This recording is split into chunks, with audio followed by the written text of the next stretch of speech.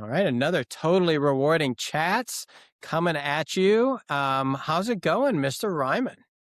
It's going. It's summer. It's to date and timestamp or mid World Cup, right? It's an exciting time, although maybe a disappointing one, depending on what country you're from.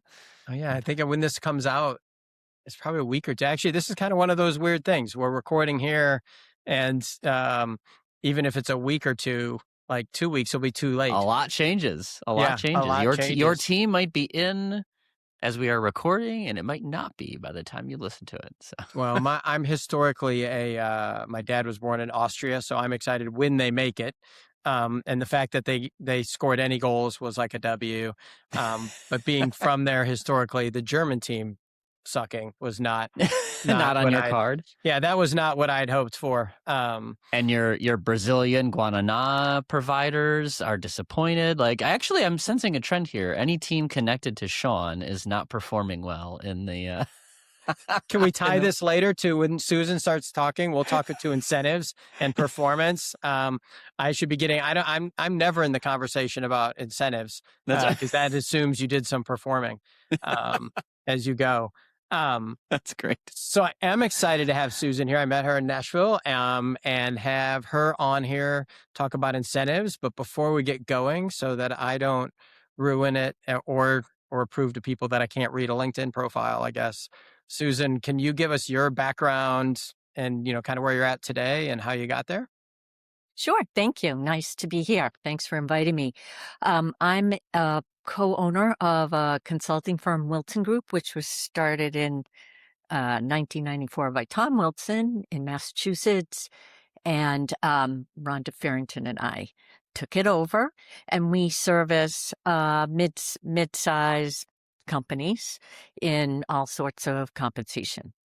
But prior to that, I was internal, as we call it, and worked at some large companies like Aetna Life and Casualty, a subsidiary of Fidelity. And I worked for General Cinema. Do you remember that movie company? That's now AMC. And that was a family-owned company. That was fun. So that's my background, always in compensation, maybe a little bit in HR, but always in compensation. Okay.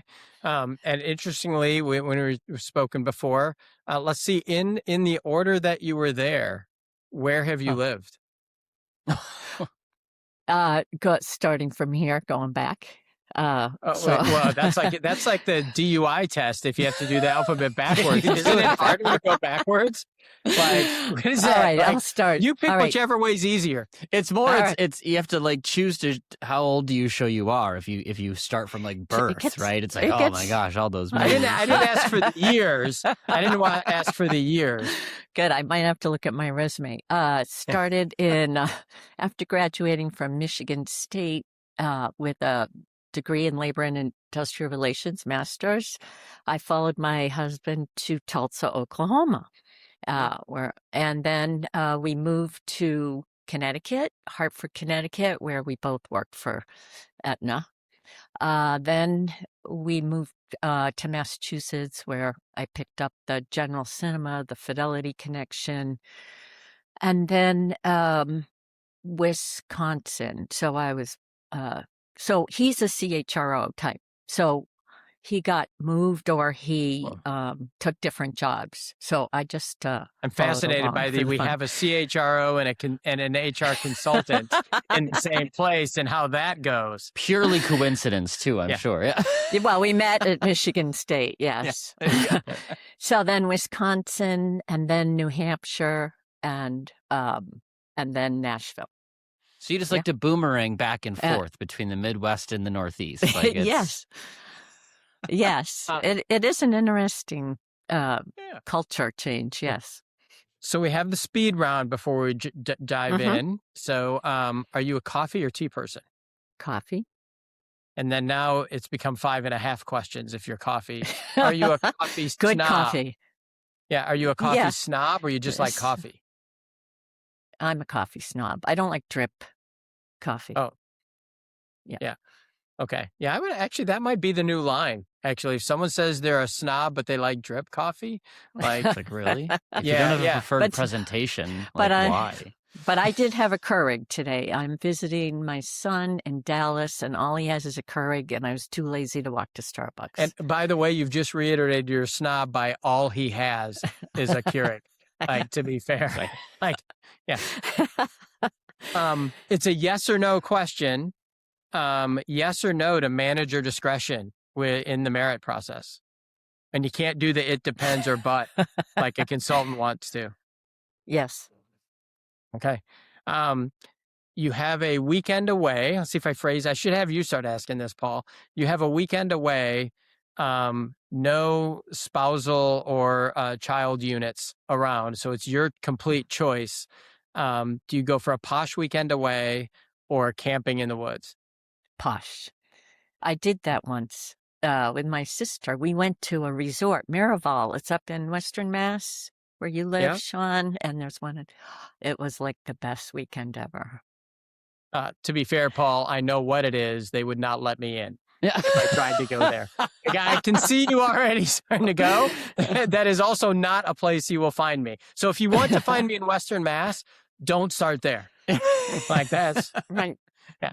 Right. We have both ends of the question spectrum between like Sean's house or nearby and like the Sean neighborhood and this place, Yeah. Right. apparently. Right. Yeah. Yep. Sounds great. Best vacation spot you've ever been, people should go. Oh, I've been on a lot of great vacations, many times to Hawaii, which I Okay. love Hawaii, but recently Morocco. I loved the culture Mm. there, and it was just it was amazing. I recommend it. So I guess side question, Morocco, were you cheering for Morocco? Yes. Okay. And then are you a crunchy or creamy peanut butter person? Ooh, that's can I like give a little more background? I haven't eaten Oh, peanut butter for many, many years. I react to it. I have a reaction, an inflammatory reaction. I assume it's So bad. Yeah. no, Okay. no, it's not. It's not like allergic. Okay. And so I love creamy almond butter. There you go. Oh, That's my okay. favorite. That's I fair. don't know if they make that crunchy or not. Creamy almond butter. They do make more earthy almonds. So I have a son with a Yep. peanut allergy, so not similar. We have to form our preferences around it, and yeah, some sunflower butter, some almond butter, some cashew butters. We've experimented with them all, and almond butter is pretty tasty. But they do Yes. make it in a, what did you just call it? Earthy. So there's some that like they try to emulate like creamy peanut butter, right? Like it literally is the same as creamy peanut butter. It's just made with a different nut. Yeah. And then others, it's just like a natural peanut butter, right? But they make a natural almond butter that has more of a kind of Okay. oil and The creamy oil had it, separation. but there's some no bits in chunks it. in. There's no like chunks of almonds in it. Small is there? bits. Small bits. Not Okay. like Not big in the ones chunks. I Yeah. But yeah, so in other Yeah. words, did they grind up the almonds and put oil in it, and then that's the what did you call that, Paul? Natural? Earthy. Or The earthy. Or did they add other stuff to it? Yeah. That's right. Yeah. Yep. Awesome. So the reason I wanted to have you on is we'd quickly chatted, but not for long. On sales, or not on sales, on incentives. So kind of incentives, but not sales incentives, but the incentive side. And to be fair, we have talked a lot about merit, and we've talked some stuff, but we haven't really talked about short-term incentives, short-term being a year. And so you said that's a soapbox you want to get on and talking about whether it's, you should have discretionary, not discretionary, how you move to more structured. So start with kind of the problem you're seeing in the market and then, what you think should be happening. And I'll go with actually we could phrase it this way, the consultant blue skies, rainbows and unicorns version, and then the practicality of how your husband might put it into practice in reality. Yeah, that's a good one. So, very large companies have very structured incentive programs. They decide on the corporate goals, if there's cascading going on, how much is individual, how much is the next level up. So my husband has worked for very large companies, and that's all structured. They have ways of administering it that are easy, and managers know how it works. The businesses we work with are smaller, mid-size, some family owned by shareholders of families or a shareholder or a single or two owners. And they can be 300 million, 500 million, and they're giving out bonuses to everybody based on, I still remember that person, and I think they did a good job type of thing. So then it becomes too unmanageable. And then they say, oh, we need a structured program. So that one of the first issues is the pay opportunity to deal with. You would think the measures, but it's really the pay opportunity, which is if you try to cluster people in the jobs, because of course they think of them as people. These are the types of companies where you have to put the person's name next to the title, because otherwise they're like, is that so-and-so? So you cluster them together into levels that when you go to implement the plan, you're able to say, if you want to be transparent, this level of job has this opportunity and this level of job has that opportunity. Well, when you do that, what you find is as you're trying to put together something that's a little market-based, a little affordability issue, is you got people who are in these jobs in a category. Some were paid very little on a discretionary basis, and some were paid a lot more. And so that's problem number one there. You also have offer letters with guaranteed bonuses in them. Oh, well, we have to put them aside. And so that, and then we total it up and we say, okay, you're going to be spending, instead of $1 million now, based on what we think's affordable and these levels, at target, you're going to pay something like $1.5 million. And the CFO says, let's see, how am I going to budget that in? So that, I would say, is one of the hardest pieces there, is just the transition and helping them think about short-term and long-term. One of our clients, we have a discretionary adjustment in there. So we're talking about discretion. So we have a more formal set of measures and goals. But if somebody was in this group that really was paid more before, over the first year, we encourage them to have a transitional ability to do an adjustment, a discretionary adjustment to pay more. Never pay less, but always pay more. So that, I think, is one of the hardest pieces. And then, of course, comes the measures, would be the second more challenging. Do you have a question? Do you want me to stop for a second on the opportunity or keep going? No, let's see where we go. I mean, I have questions. It would be rare if I don't have questions, but for sure. Yeah. Keep going, because I've just been jotting my questions down as we go. Okay. And then on the measures is going to be for the first year. Well, of course, the company ability to pay is going to be everything. Are we going to have a profitable year? Do we have enough to fund the plan? In the first year, are we going to just use a company measures? Because then we know there's a direct tie. Or are we going to try to bring down the line of sight into something that is more mega division or department, something along that line? So that is the first part. They come up with some ideas in the beginning, but towards the end, things are changing. Like we went to go implement one, and they totally changed the formula on how it calculates for the company amount. So those things. And so in the first year, they do tend to be more high level.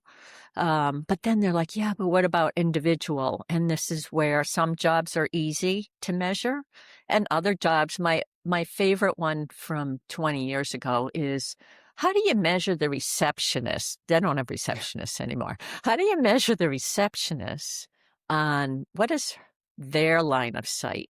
And what's the difference between that and their merit increase type of thing? Yeah. So those are the two big challenges, I think.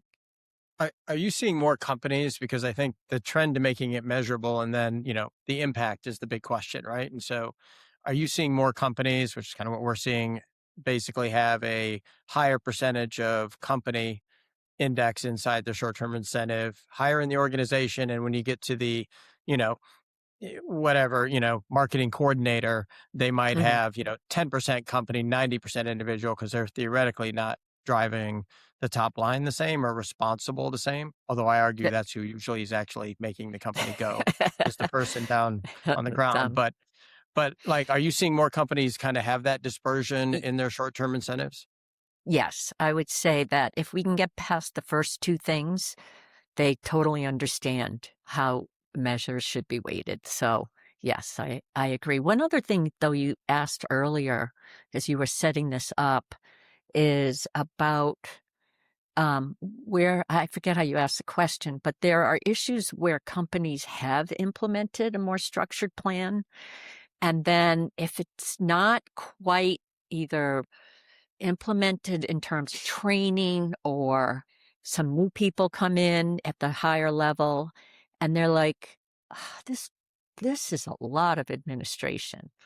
Now, if I hear that now, I'm just like, come on. In these days, it's a lot of administration. I mean, it used to be that if I wanted to find a platform to do all the work, it was like some ridiculous amount of money per employee per month. Now it would be like, it's so inexpensive, but coming up with, I think they struggle with, okay, still not quite in the mode to set the targets on the measures or, Hmm. this is a lot of work. So I am seeing that some are saying, I think we're just going to do something simple for a couple of years and put it aside. And this was a very interesting one I saw a 9 box, a corporate funded plan with a 9 box results on how well you are using and adapting to AI. Everybody on the same thing, the whole company. I don't know how, now I've only seen that once, but maybe that's going to be the key thing these days. God, how Yeah. do you measure that? That's like a Well, whole nother that's perception of how do you measure using AI through a vendor, through myself? yeah. Am I Well, using it for no good reason? that was Yeah. going to be my sort of question about the second key challenge around the measurement, right? And it's Hmm. the is the juice worth the squeeze, right? If I could sort of use that, Yes. like so much energy goes into defining measures that Hmm. in candidly, I worked at a company that forced smart goals for everybody. And then I found that the measurement of the goal was just as sort of garbage as the goal setting, right? So it's like I Yep. found a way to make sure that my favorite person's metrics, quote unquote, Hmm. Hmm. exceeded the target so I could get them, do you feel like it's over engineered, right? Are we getting what we are putting into it when we Yeah. invest all this effort in measurement? The AI measurement's sort of a classic example. Like I Yeah. feel like you're putting metrics on something that is sort of a finger to the wind to an extent. So I'm just curious your perspective. Like, dude, is it being over engineered in the pursuit of measurement? Is that part of the problem?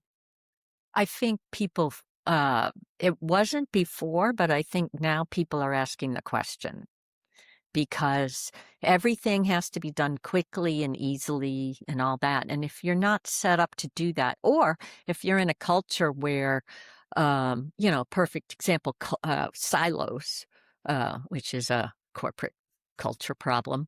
And you think, oh, this incentive plan, we can have some collaboration. We can use the incentive plan to do it. Uh, it's tough. So I want to say that it's going forward in the future. It's going to be interesting to see where it goes Mm, yeah. because I think it's open to a lot of change that way. The over engineering or I'm right on board with this. I love all these metrics. Like I've seen people really love. I've had one CFO went from one company to another and, oh, you have to come in, Susan, and do it here. It's going to be so great. It, and he loves it. But then you got others that are just, not, not as, excited about it. Yeah. Yeah.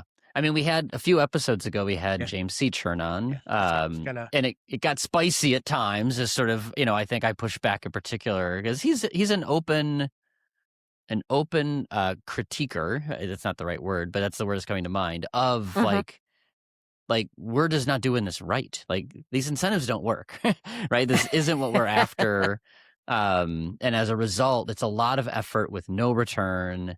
And I'm not ready to go all the way there. I think we're assuming some of the wrong things, but that's part of the argument is like the measurement is a control mechanism. People don't collaborate more because you're measuring it, right? Like it actually stifles the behaviors you're really Stifles the looking for. innovation. And like the example Yeah. I use a lot is like, because I'm probably you and I should just do one. Well, I'm a little more where probably James is. So from the development standpoint, you have 13 story points every 2 weeks.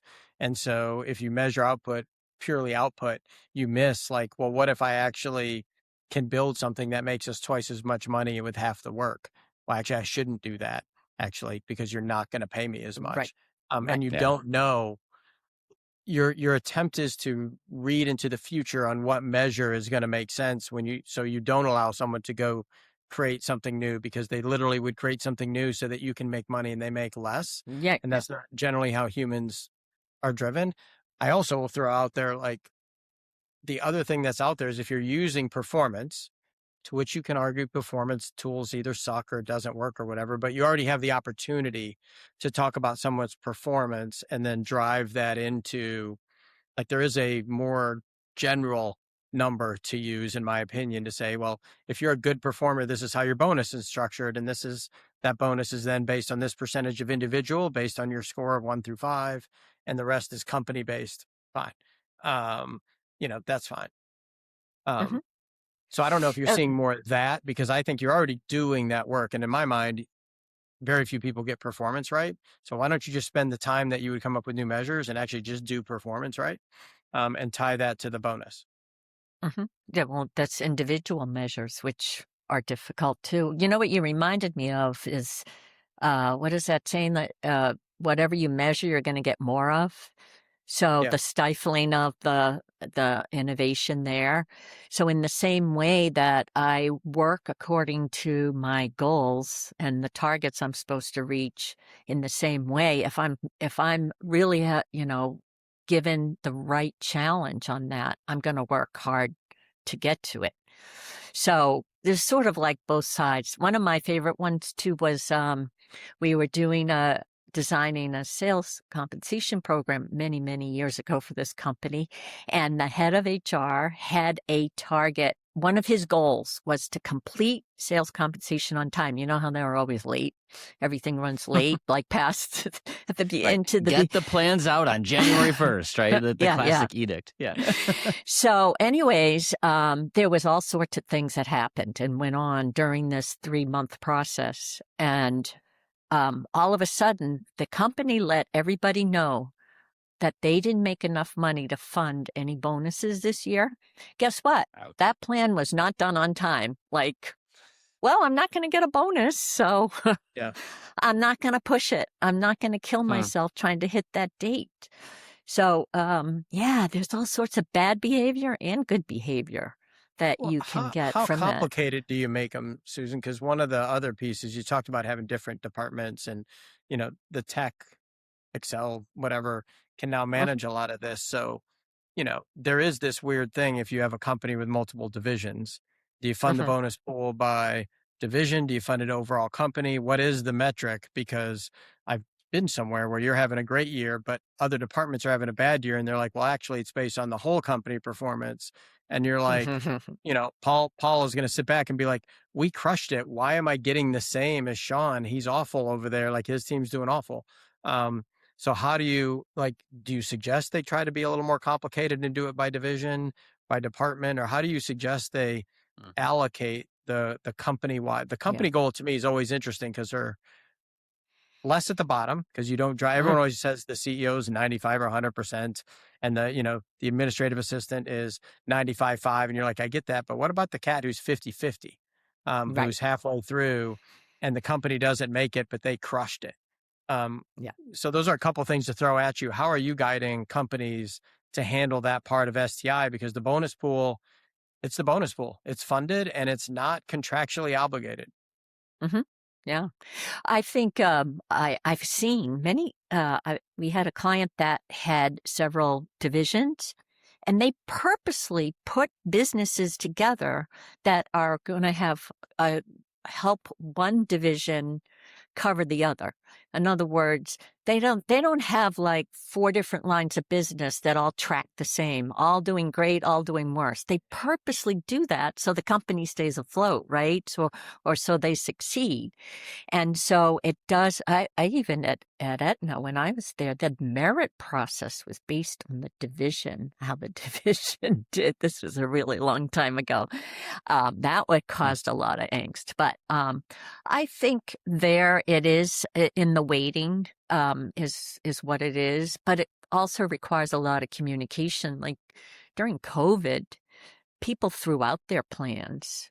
A lot of times they either underestimated that they were going to get the windfall or that they couldn't keep, to their plans. And you heard a lot of that on public company executives around how they had to really use discretion. They didn't hit their circuit breaker and things like that. Or they threw out their performance management program. That was another one for a year or so. So I don't know. Did I answer your question that way? Yeah, I think it is in the weighting. Yeah. Yeah, I think how they're doing that, but the weighting, it's always interesting to me how stuff gets weighted throughout. And then, at a high level, you talked about communications too. So how do you communicate the weighting? And then I always think the interesting part is like, Paul's heard me say it, like the people strategy of the company is not usually to hire stupid people. So how do you communicate to them? Because the natural question is like, well, where does the money come for this magic bonus pool? Does it from the magic money tree? Or like, what's the formula that it gets here? And what are the rules of engagement for that bonus pool being taken away? Because the real answer is if the CFO wants it, he'll take it, or if the board wants it. So, how have you seen companies use best practices to communicate an STI program? Because I actually find that to be the hardest one, because LTI has got rules. And so you kind of you got to stay within the rules of what you can offer people and stuff, right? It may not be fun to read, like, go check out the 409A thing. Someone's like, I'm not reading that. And then merit, it's very individual. So it's very personal and you've got control. And in theory, they blame the person or it's very close. But this whole, like, how the company does or how my division does, and I did well, and where's the magic money come from? How do you see people communicating that effectively? I've seen a lot of ineffective ways. You reminded me of one other thing before I answered that, which is in private companies, sole owners, they won't share the financials. I know. So they use a year-over-year increase percent in type of thing, right? So my feeling on best practice is since the beginning, we love scorecards where everyone gets their own one. So they know exactly what's the targets are and gets quarterly communications on how things are going. It's kind of like we give the example of, it's kind of like kids playing a baseball game, when they don't keep score and everyone thought they won at the end. Like that's what a lot of incentive plans feel like until you do and give them what we call some sort of calculator or some platform or something that tells them what the goals are. They can put in how things are going or that's populated for them. There's you talked about, Sean, the legal. There's usually a legal document with long-term incentive. Well, we do a similar document, not legalese. That's a narrative that explains how it works. So those are, I think, a good practice that we've seen work. And, we hope that after they've done it and we haven't heard from them for a while, like, did you actually communicate the second year? And how did you do that type of thing? But yes, with anything, I think the transparency is so important and the regular communications is important. For the only thing I'm going to push back on, anytime parents think that they're not keeping score, who's not keeping score is the parents. The kids are all keeping score. But I don't care who you are. Those kids extend that. Now I would extend that analogy to Now here's the thing. So Sean, your kids were high achievers. You're an athlete, right? Like I come from a different end of the sort of athletic tree, right? We participate, but we don't necessarily, succeed all the time. But if I actually want to, it's a slight redirect using the same metaphor, right? So I agree. Like, you don't keep score. Maybe they're keeping score. My observation is having coached youth teams, and I think there's a parallel here into the corporate world, and a question for you, Susan, which is the kids that want to do well are still going to try and do well, right? My son actually doesn't know the score because he's kind of oblivious about it, but he still tries to hit that home run at every at bat. When the ball comes his way, he absolutely wants to pick up the grounder and throw it to first, right? Like, he does all the things to succeed, even though there is zero incentive for him to succeed. So there's kind of my hot take question, which is, do we think this actually, like, is it really an incentive, right? Or to some extent, is it just there to reinforce the behaviors we were likely to get anyway? When I'll I like pile on that. my thinking on that, Susan, I'll add to that. Like, if it's not incenting, does it become what I think is worse, an expectation? Because the Yes. expectation changes and the bonus pool doesn't get funded, and they're like, how's this my problem? I expected and planned for that. Yeah. Yes. I think those are great questions, and they all happen. When I was at a large company, it was expected that you get 85% of your maximum, or whatever they called it, a target. And so, yes, if you don't communicate, then there is that expectation. The incentive, I think, is a market thing, a compensation thing, right?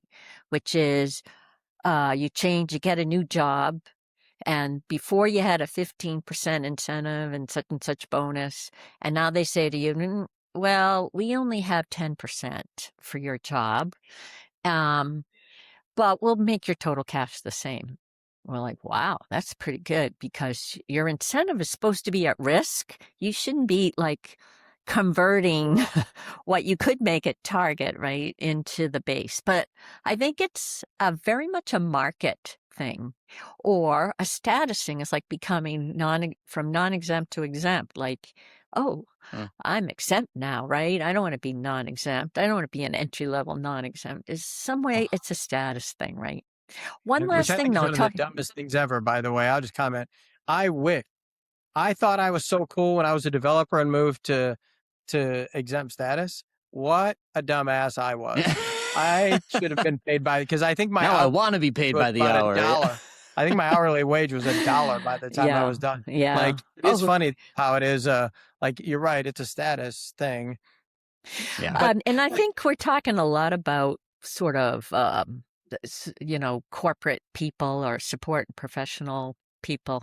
But hourly people, I forgot to mention that. We've done some of that. And we did a study, like a research. This was before we had the internet, but we had other stuff around behavioral studies that were done on hourly employees. Now, an hourly employee could be a nurse, a highly paid nurse, to a picker off assembly line, and how much that motivates. And what we found in the analysis that was done then was, I think that was the early 2000s, was that for hourly employees, they'd rather have their money in their check rather than wait for a bonus. And you have to pay at least 2 weeks pay and a bonus for it to be reasonable, to be acceptable that way. And whatever you do decide to pay as a bonus, you don't have to pay a lot, just just enough to be competitive. So that was super interesting around the whole hourly piece. But we also had a client who had issues where they ran a 24-hour assembly line, and the work was hot in hot areas in Texas. And so what they did, instead of really using they decided not to they kept the performance management more like a step increase type of thing, except if you had really bad performance, no increase. And instead, they put some key things that were important in the bonus plan. and they created a quarterly bonus. Well, we all did. So basically, it was things like attendance, safety, those Sure. things, and there were descriptions. So a level 1 was this description, a level 5 was that description, and and so that was a very interesting way to use the incentive. So I'll have one more question, cognizant of time. Do you see the timing changing over a period? So annual incentives were kind of a thing that, started a long time ago when people stayed 7, 10, 12, 15 years in a job. Are you seeing or having people start thinking about, well, if it's an incentive based on productivity and other stuff, doing monthly, longest quarterly type of things. And that might be different for Paul, who's maybe project based in consulting. I might be on development drops somewhere. Like, are you seeing people move to incentives that way? Or are you seeing a lot of people still sticking to the earliest quarterly and more annual based? Yeah, I think annual and World at Work data supports that as most common, but I think there is a situations where something different is appropriate. Project quarterly. My husband worked for a company that the executive team was on a quarterly because of the challenges they were facing. So they did in the quarter they did, and they paid enough. You have to pay enough too to pay more often. So you can't take you can't take a $5,000 bonus, divide by 4, take taxes out, and call that meaningful. Doesn't math. No. So you have to pay enough in order to pay more often. The only thing I'll push back, I mean, other than the legality of that, is when you pay a large, well, if it's outside the legal bounds, is when you pay annually, you have this outflux of employees. You saw a lot of consultancies because you're like, sure, I'll retain until I get that bonus. And the next bonus is now quitting season 12 months out. Yeah. So, like, because I think from a retention standpoint, quarterly is like, they're still going to look at some point, but you don't ask them to evaluate the system like you do on an annual bonus because it's there.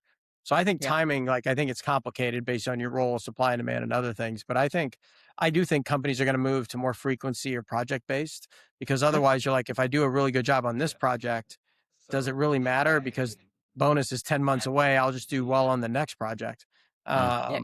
Versus the faster I work at this, the faster I get this done if it's tied to business.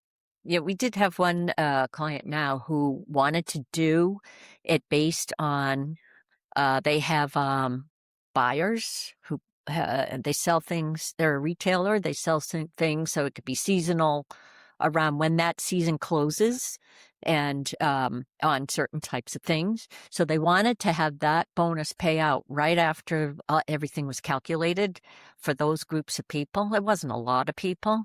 Yeah. And in the end, they said, too complicated.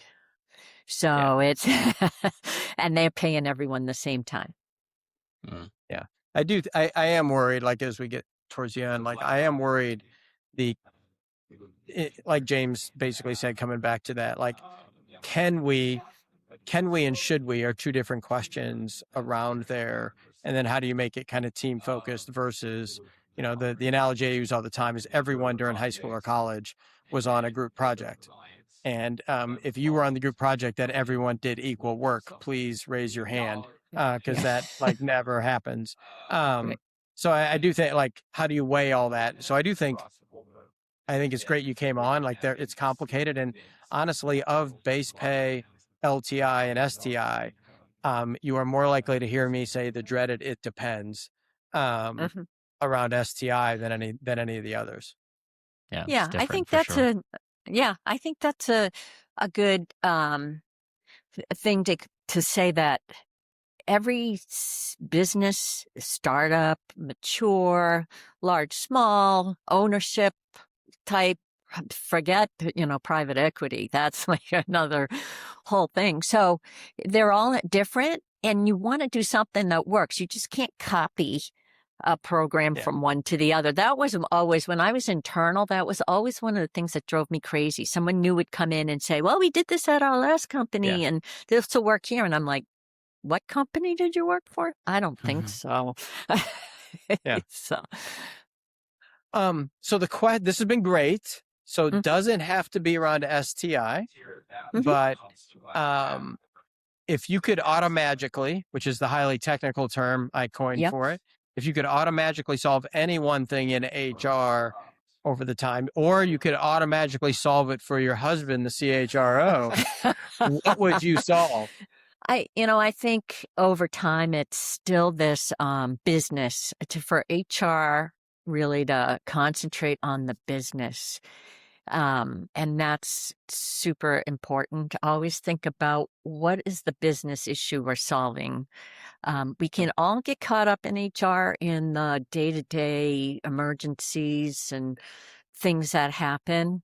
But putting that in perspective, that business and that risk perspective, I think is what we could solve. And, a lot of them say, oh, we have a seat at the table or we're business oriented, but not everybody. So I think that's important. And not every company, what comes first, the chicken or the egg? If the HR team is putting the business first and really asking those questions, does that make the ownership or whoever's running the company involve them correctly? Or does it take the senior people, the ownership, to leave it open for HR to be more involved in the business? I think that's a I think that's going to be, I'll double down on that because I think the science behind the roles and total rewards are going to be easier, but the art, to your point, applying it back, and it's going to require the art and knowledge to apply the art in the business.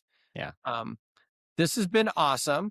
I'm going to say, Paul, what I've not said in a long time we haven't done is make sure people click the follow and like button. I have been reprimanded by others that I don't say that.